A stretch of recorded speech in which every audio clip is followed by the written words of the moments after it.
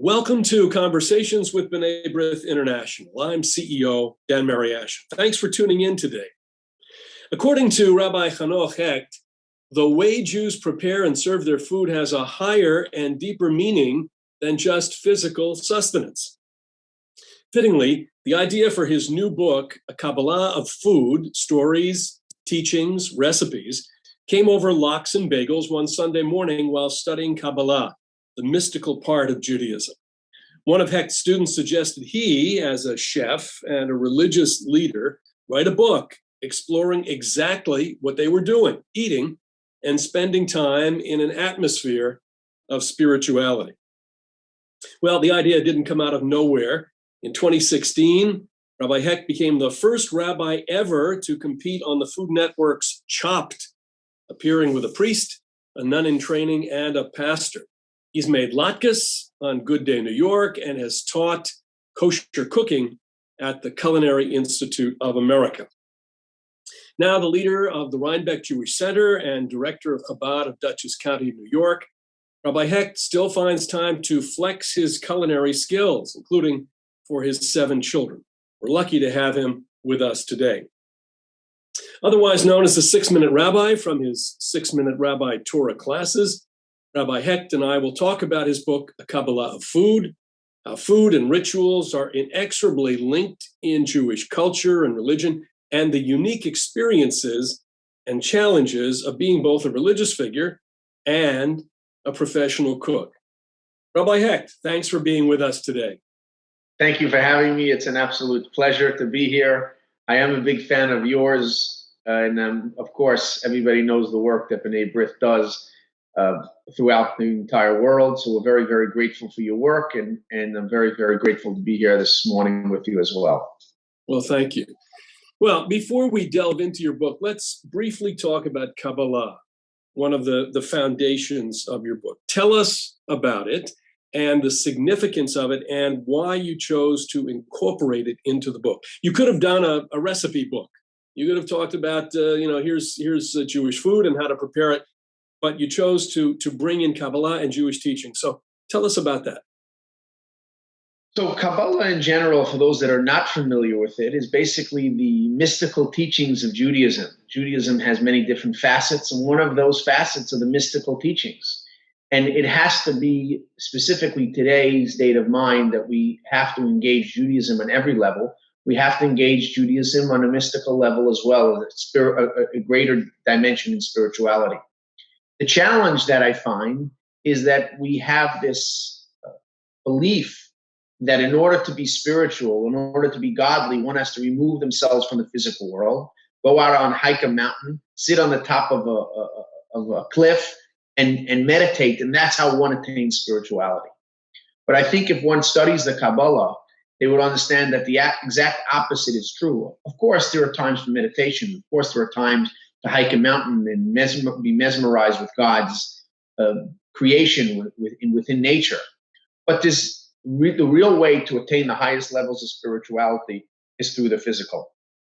And in Judaism as a whole, one looks at from the basic Bible, from the basic Torah, to throughout all the writings and teachings of our rabbis, we find that food plays a fundamental role in our daily activities, but even more so in attaining spirituality.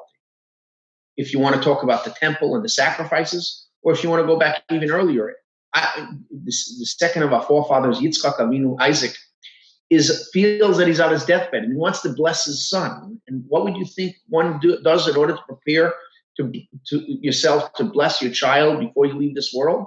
You would think you focus on maybe open up a book of the holy writings and study a little bit, and then you come and approach to bless your child. And yet he turns to his son Esau, he turns to Esau and says, listen, go make me some food that I love eating, and then my soul can bless you. That there has to be a certain satisfaction in the physical world in order that his soul is able to bless his son.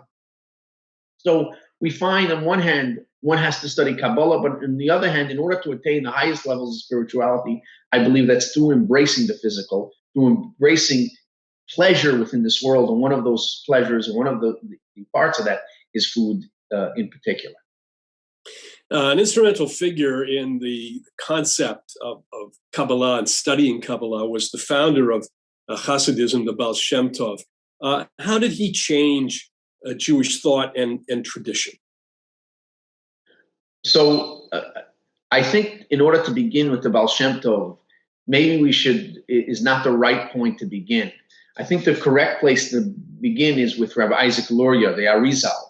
Most people that study Kabbalah are familiar with the Luria, the Lurianic tradition of Kabbalah, which is basically he really brought to the world the forefront that study of Kabbalah is accessible to all. And it was only a few hundred years later with the Baal Shem Tov, Rabbi Yisrael Baal Shem, the founder of the Hasidic movement, who really took this to the masses and really, if we can use the modern lexicon, branded Kabbalah and the mystical tradition of Judaism to the masses. And one of the fundamental principles of the Baal Shem Tov was actually embracing the physical world. Many, many people at that time thought to be holy was to be a parish, sit in a room by yourself all day, study Torah, barely eat in the snow. In the winter, they used to roll in the snow to torture their bodies. In the summer, they laid in ant piles so the bugs would actually bite them because they despised the physical. They despised their bodies. They despised physical pleasure. And the Baal Shem Tov said, this is ridiculous. In order for us to reach spirituality, in order for us to connect to God, we have to do it through the physical. And in fact, what's such a beautiful story, and I bring the story in the book, the Baal Shem Tov wants to know who, after he passes from this world and goes on to the world of eternity, goes on to Olam Haba, goes on to paradise, who is he going to live next to? He wants to know. So they tell him that a certain person in a little shtetl is the guy he's going to live next to. So Baal Shem Tov wants to meet the guy. If I'm going to spend eternity with somebody, shouldn't I meet him in this world? So he gets the wagon driver to get the wagons ready, and they go on this journey to this little shtetl, this little village in the middle of nowhere. And he meets a guy that's massive. It's huge. You have to put a number to a few hundred pounds. And the Baal Shem Tov looks at him, and he seems like a simpleton. Seems like there's nothing about him. And Baal Shem Tov watches him for a day, 2 days, thinks maybe he prays, maybe secretly at night. Elijah the prophet comes to visit him, but nothing. He's just a simpleton. And he spends his entire day eating. That's what he does. Finally, the Baal Shem Tov goes over to him and wants to understand, why is it that I'm going to be next to this person for eternity? And he asks the guy, the person, what do you do all day? He says, well, I eat. Well, he says, well, that much I can see, but what else do you do? What's special about you? He says, actually nothing. All I do is eat all day. And Baal Shem Tov said, why is it that you eat all day? This is everything you do. Why? He says, very simple. When I was a young boy, the pogroms came into town, and they took my father I was a child, and it was, this traumatic experience. They took my father and they burnt him at the stake. And my father was this weak, scrawny individual. And I said that if they ever take me to the stake, I'm going to make sure that I'm healthy, I'm strong, I'm big. And therefore, I spend my day eating because of this trauma I had as a child, to make sure that if I burn, I'm going to really burn. I'm not just going to be a little weak, scrawny individual. And if the Baal Shem Tov at that moment realizes that this person's whole being is eating, but the purpose of his eating wasn't just because he loved eating, but there was for him, of course, he was a simpleton, but it was a way to attain spirituality. And he did it at such a high level that he merited to have a place in the world to come right next to the founder of the Hasidic movement, who on some level changed definitely then, but throughout history, changed the way Judaism looks in the world. Changed the fabric of Judaism at some level. So we see that the Baal Shem Tov understood that one of his fundamental teachings is to embrace the physical. By the way, I'm sorry I went off a little bit on a tangent. I am a rabbi. That ties in very, very nicely, really, to the book. And let's delve into the book. A Kabbalah of Food, stories, teachings, recipes. We talked about one story. Beyond the initial inspiration from one of your students, why did you write the book as food-related Hasidic tales together with religious teachings. And how did you organize the book? Because you've got three parts here. You've got the Hasidic tales, you've got the recipes and the food, you've got discussion about Kabbalah. How did you organize this to make it into a whole? So organizing, making the whole, I think the credit goes to the publisher. But I think that I have to say that as a child growing up in the Hasidic world, I come from a large Hasidic family. Stories is the way you warm the heart, definitely for children, but technically the way to warm the heart. And Hasidic tales play a fundamental role in that, and especially the folklore around many of the stories, certainly the Balchemtov. And there's so much of these stories that are around food. And I've always been a foodie. I always loved food. I always liked eating food. And for me, more than just the memories of getting ready for Passover and my mother in the kitchen cooking the brisket, or around Hanukkah after we light the menorah frying the latkes, more than just that, for me, it was a way to, if I could use a mechanism to cope. Because when I was a young child, I was a little mischievous and a little chutzpahdik, if you could say. I would frequently answer back to my teachers when I probably shouldn't have.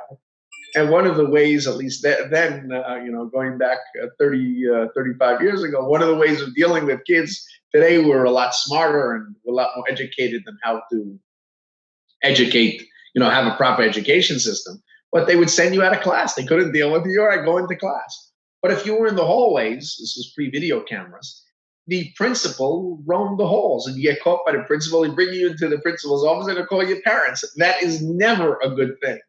You see, if you call your parents when you get home, my parents, of course, didn't believe in corporal punishment, but nevertheless, it wasn't a nice experience coming home when your parents are disappointed in you, to say the least. And I had to figure out a way how to cope. And I got friendly with the cook. And the cook used to let me come and sneak in the back door of the kitchen. And I was out of class. I used to save myself from getting caught by the principal. And I used to help her in the kitchen. And I remember her making pizza for lunch and soups and different other beautiful dishes. I think one of the best memories when she used to make farfel. Farfel is egg barley, but you have to brown it. So how she browned it in these large GI pots. Because she was an older lady at that time, and she had a few, helpers. I used to help out in the kitchen, and obviously in ways that was appropriate. It wasn't dangerous. They weren't giving me the knife or something like that, and helped me get through my elementary days, to say the least. And thank God that academically I was able to pass the grades, so it was a win-win situation, I guess. I'm going to talk about the recipes in a minute, but did you include a recipe for farfel? Do you have that in there just out of respect to her? I should have. I did not include a recipe for farfel. You should know that farfel is actually something that's very difficult to make properly, because it's almost like a cross between a pasta and on one hand, the makeup of the way it's made. On the other hand, it's almost like a kasha. The size of the grain. So it's actually very, very difficult to make. And many people, the way they make it, it's almost like glue, because the glutens or the starches come out in the wrong way. And unfortunately, it comes as gluey consistency. So it's very, very difficult to make. Yeah, well, we've just should have. We've just come through Pesach, and I always remember the matzah farfel that we would use on Pesach. But let's talk about your intended audience, because again, could have done a cookbook with recipes. You broadened it. Who is the intended audience? And what about the unintended audiences, or those that you hope, might stumble upon your collection of food-focused stories? Of course, you asked a difficult question. The goal of the book, and I think the goal that I try every single day, is just to inspire somebody. And if one person is inspired, that when they sit down and they have a meal, they don't just look at it as physical sustenance, but the food is actual spiritual sustenance as well. And that they can look at eating as a way to connect to godliness and connect to spirituality, then that is the ultimate goal. Of course, a cookbook is easy, but what is unique about a cook? And God forbid, I'm not knocking all the cookbooks. Of course, there's a tremendous amount of knowledge of the chef and the experience. But a cookbook, there's tens of thousands of cookbooks, and many of them are great cookbooks. And on the other hand, there are many books of Hasidic tales or different books on Kabbalah, spirituality. But I felt that there was lacking something that combined the two. That, of course, one has to physically sustain themselves, and you want some recipes. On the other hand, we need to spiritually sustain ourselves, and those two can come together. And if you look at any single holiday we have, is somehow connected to food. And Judaism is filled with it. I know they make many jokes about the food and the grandma, but this is true for all of us. We think back in our memories. What is the points that stick out? Going to Bubby's house and having chicken soup. Yeah, this is the thread of who we are as a Jewish people. And we have to understand it's not just about physical pleasure, but through physical pleasure, how we can connect to God. Well, it seems that like food in your stories, take on several symbolic meanings, and not just literal hunger and thirst, but also the need for spiritual sustenance, as you've said, like compassion and correct. Would you say, and in selecting the stories for the book, how did you research that? How did you do that? How did you decide on, here's my list, and these are the ones that are the most connected to or the most appropriate to the food, literal food part of the book? Actually, I think the harder part than collecting the stories was knowing which stories not to include. Because for every one story of Hasidic tale or Kabbalistic story about food, there's probably another three. And therefore, searching for the story that shows great meaning, just I'm not going to say the story in detail, the story of Herschel, the goat lover, how he spent his days taking care of goats to have the finest milk, to then take this milk and take care of the downtrodden, take care of the sick. And he used this in a way to sustain others. And how when the Balchemtov met him, he saw this aura of light around him.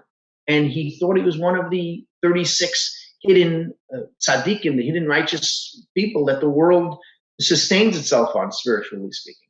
So, and yet he did it through simply making sure that he had the highest quality milk, and he brought that milk to people that were sick and ill and needed care. So to me, that story shows many details. First of all, it shows how a person can reach a level of holiness that even the Balchemtov is fascinated with. On the other hand, it shows how compassionate one can be with food. And on top of that, that this is what he does all day. This is what he spends his time doing.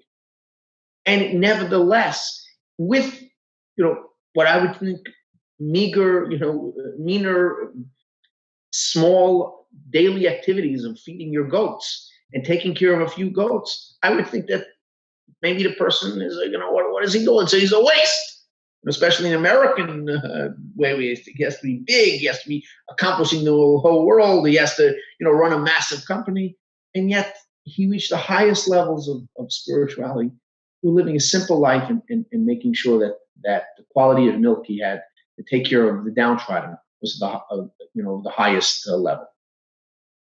Now, you alluded to it earlier. You've noted that of all the faiths in the world, Judaism has probably produced the most rules about eating. And you do a terrific job of explaining their meanings. Let's talk about that. The different places in our religious teachings in the Bible that food play a prominent role. You mentioned, for example, earlier sacrifices, but then we have all of the issues relating to kashrut, all of the issues relating to, for example, the protection of fruit trees. Tell us a little bit more about that. We're not, oftentimes, we read that, but we're not conscious all the time of how it relates to our daily lives. So if you look at every single part of the Torah, let's just focus on the 5 books of Moses. Every single part of the Bible, the Torah, you have food. From Abraham making a treaty with Abimelech to Abraham 3 days after his circumcision, inviting guests into his home, waiting at the crossroads for guests, from Isaac to Jacob. Every single story is somehow connected to it. Even Joseph, when he meets his brothers, the main meeting that takes place is around lunch, around the meal. Then you get later in talking about which animals are kosher, which fish is kosher, which birds are not kosher. Then once we identified it, how do we prepare it? Then so not only which items are kosher, which items are allowed to be cooked together, and how you can cook it together, and when you can eat it. There are so many laws. In fact, one of the major parts of the 4 sections of Code of Jewish Law is simply in dealing with the rules of kosher. And besides for the rules of kosher, from what I understand, Judaism is the only religion that has a concept of kosher and non-kosher utensils. The Torah talks about when they're entering the land of Israel, the end of Moses' life, they take over and koshering or purging the flavors that were absorbed in their utensils to make it kosher.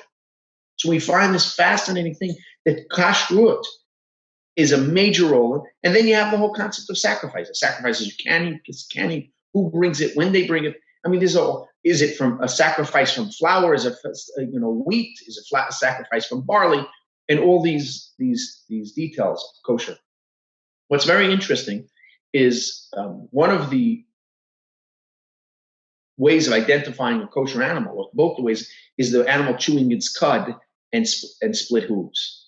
And the Lubavitcher Rebbe asks the question: if we are required that when we eat food to be on a higher level, and we're supposed to be holy when we eat, what is unique that of splitting the split hoof and the chewing its cud of an animal that makes that kosher? Why are these identifying signs that makes the animal kosher?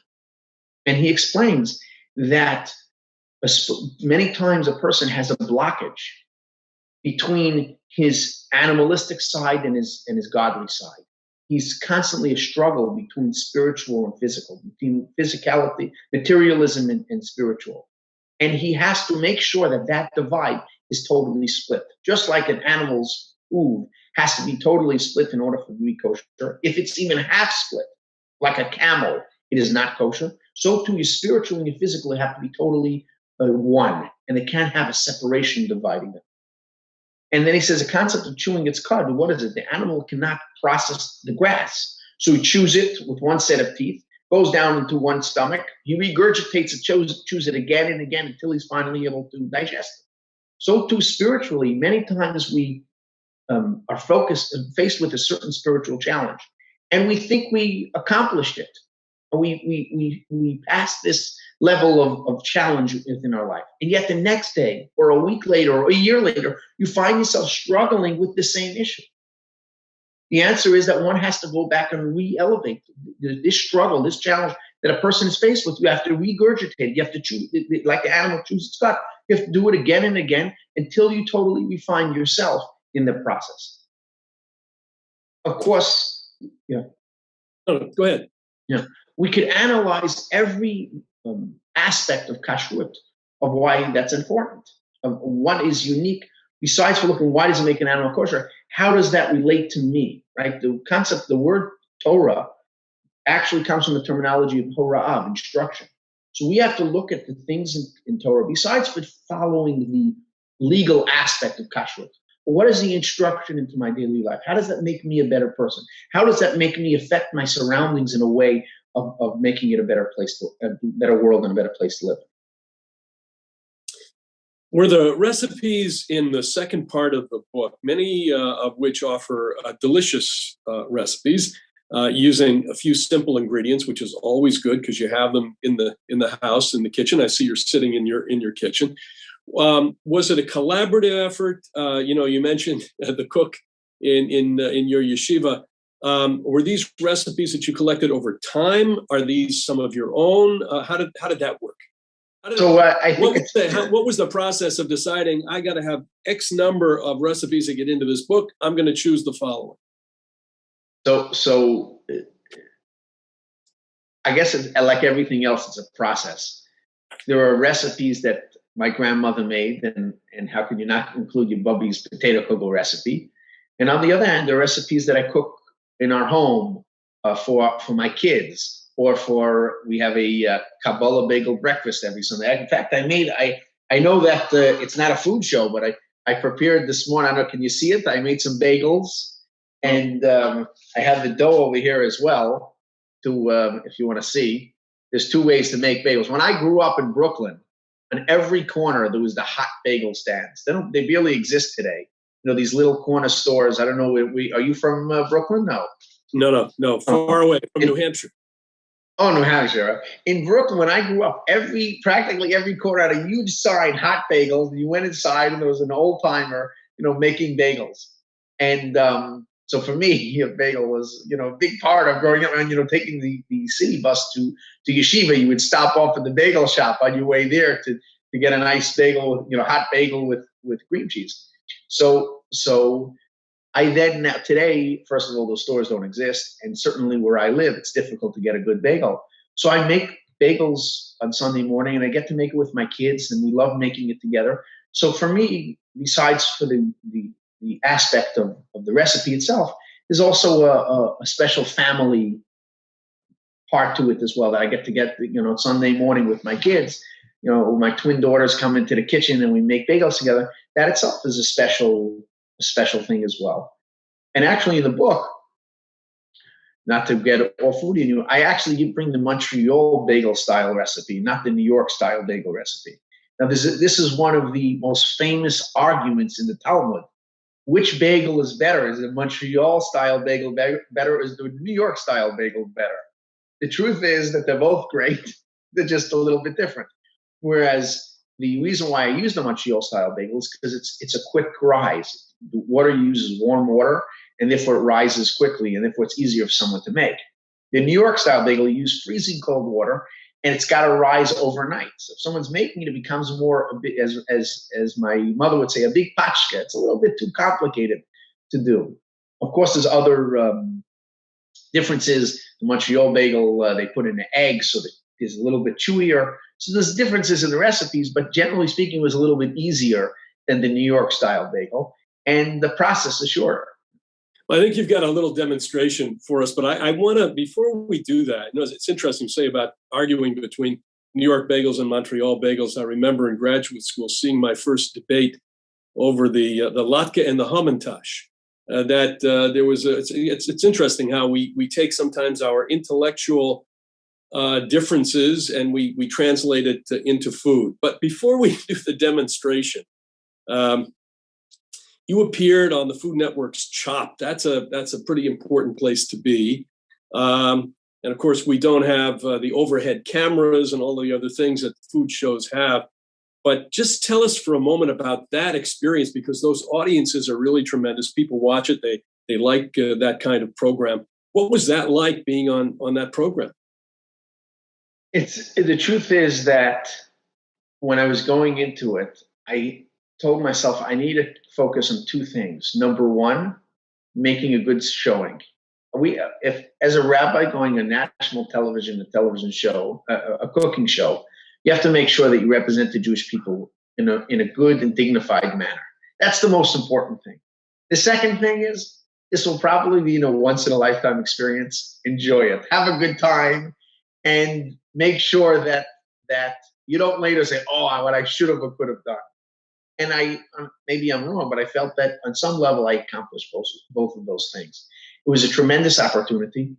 They were unbelievably accommodating to all my needs. Beforehand, they called me and they asked, "Is there anything you're not allowed to cook?" So I mentioned to them that from a basic halachic perspective, I can cook pork. I can cook shellfish. The Torah has no prohibition of cooking most of the non-kosher. I mean, you're not allowed to cook milk and meat together, but shellfish you're allowed to cook, and pork or crab or whatever else it is. I said, but as a rabbi on national television, that would not be the right thing for me to do. So if you put pork in front of me, I would abstain. I wouldn't cook it, even though from a legal perspective, I can make an argument that there's no prohibition. And they said, no, don't worry. We are going to make sure that every ingredient is a kosher ingredient that you're able to cook with. And that was tremendously accommodating. The second thing they did was all my utensils were brand new. If anybody watches the show, they'll see there's a little piece of blue tape on my set of dishes because they wanted me to know that they were brand new and therefore there was no non-kosher cooked in the utensils before. And this is something I didn't ask for. When I got there, they told me about it. So they were really, in Yiddish, they say the word mensch. They were really everything. They were so accommodating, so nice about it. They didn't have to be. And then when you show up there 5:30 in the morning, and I didn't leave till 9 o'clock at night. They had a special room for me to daven, to pray in. I had to pray 3 times in the day, a special room to go on the side. They really went out of the way above and beyond what I expected. So on one end, it was a tremendous experience. On the other hand, they really accommodated it, and it was. I'm still grateful for it. Well, now we've reached what some might say is the best part of this conversation. Rabbi Hecht has volunteered to show us a recipe from his book, A Kabbalah of Food. So, Rabbi, take it away. Okay, recipe. I just wanted to, as I showed you a little bit earlier, I made some bagels. Of course, I can't cook with you the bagel. It takes way too long to make. But the basic, it's interesting to talk about the Torah. One of the sacrifices were flour sacrifices made out of flour. And there's a discussion, how were they made? With 10 different ways they could have been made. One of the ways was very similar to a bagel, because what's unique to a bagel is after you shape it, you first throw it in boiling water. What that does is it locks in the outside seal. It seals in that when it doesn't expand any further. And then when you bake, you have that chewy inside. That's the beauty of a bagel, right? A crunchy outside and chewy inside. And one of the cakes or flour sacrifices brought in the temple, they boiled it, they baked it, and then they took it and actually fried it on a pan. So I always call that the bagel. There are other recipes, there are other things that were, more similar to matzah, which is just water and flour and being baked. But this was I should say oil and flour and being baked. And as I mentioned, this is the Montreal style recipe, which I have from the book. New York and Montreal style is pretty similar, except the amount of time needs to rise. Montreal typically has a egg in it, which makes it a little bit chewier. In Montreal bagels, today you can still get the wood-fired oven. Today in New York, they're all, I guess, commercial oven. So when I grew up, they used to have these massive blocks of dough. You walked in, there was an old guy, and he cuts a big strip, and then he'd roll it like this with his hand. He takes the bagel, he puts it on like this. He goes like this, and then he puts it on his tray, making a New York style bagel. And I actually like that way, but I found it with my kids, especially small, a little bit more complicated. I do it like they do a donut. I tell them just make a little hole and just, get a little bit of a round shape as well. And of course, either way is good. They probably taste the same exact way. But if any true New Yorker would see you doing this to the bagel, they would be very, very offended. And then, of course, the topping, actually, there's a baker, a certified master chef at the Culinary Institute. His name is Richard Coppage. And he's one of pre-COVID, COVID has changed everything. But I used to go to his class and talk about kosher. And he teaches experimental baking. But before he was at the CIA, he was actually the chef that invented everything bagel. He said, we used to do sesame seeds, and then we did poppy seeds, and they did all these toppings. And what happened was, he says, all on the table, it all got collected by the end. So he said, actually, we took that, we started putting them on top. And he said, then the New York Times eventually wrote about it. And then it became accepted all over the country that there's an everything bagel. So it's interesting how that evolved and came about. I'm sorry I don't get to cook with you. I'm limited, as you said, in cameras and space. But that's basically it. Of course, there are many, many other recipes.